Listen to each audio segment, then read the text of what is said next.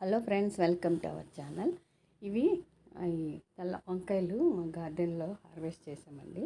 ఈరోజు వంకాయ బంగాళదుంప కర్రీ చేసుకుందాం అనుకుంటున్నాను.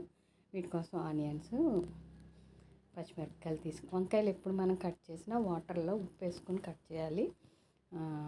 కల్లుప్పు వేసుకోవాలి, కానీ నా దగ్గర లేదు కాబట్టి సాల్ట్ వేసాను.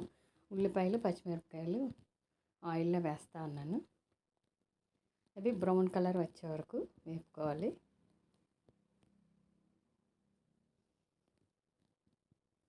ఒకసారి కలుపుకుందామండి.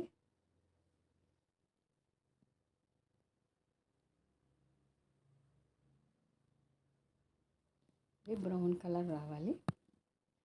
ఇప్పుడు బ్రౌన్ కలర్ వచ్చింది కదా, వంకాయలని ఒకసారి వాటర్ మీద తీసేసి మంచినీళ్ళతో కడుక్కొని అప్పుడు వేసుకుందాం వంకాయలు.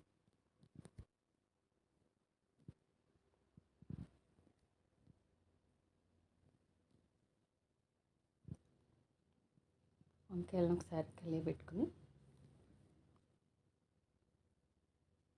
మూత పెట్టేసుకుందాం.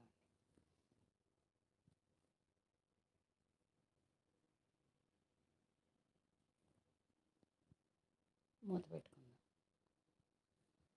ఇట్లా మగ్గనివ్వాలి.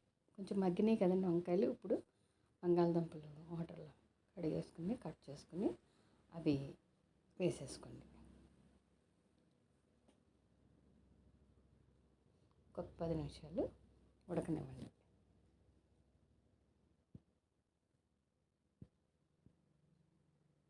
చూసారా? ఇప్పుడు ఒకసారి తిప్పి కలపండి. ఒకసారి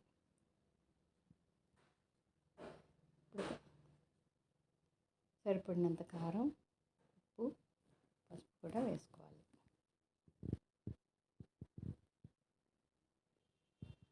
ఒకసారి కలిపి మూత పెట్టండి.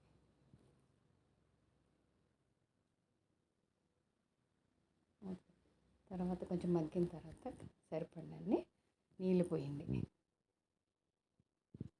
నీళ్ళు పోసుకోండి.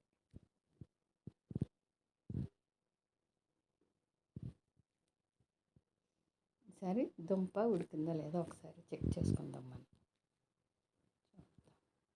చూడండి, బంగాళదుంప ఉడికిందో లేదో ఒకసారి చెక్ చేసుకోండి.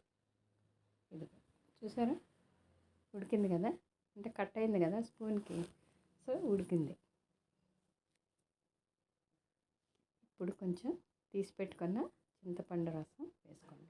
కొంతమంది టమాటాలు వేసుకుంటారు, ఎవరెస్ట్ వాళ్ళది. నేనైతే చింతపండు రసమే వేసాను. 10 నిమిషాల్లో కర్రీ రెడీ అయిపోతుంది. మూత పెట్టుకుని ఒక 10 నిమిషాలు ఉడికించండి. చూసారా? కర్రీ రెడీ అయిపోయింది. డిష్ అవుట్ చేసుకుందాం. ఇదండి ఇవాళ బంగాళదుంప కూర, వంకాయ. వీడియోతో మళ్ళీ కలుసుకుందాం. Thank you for watching.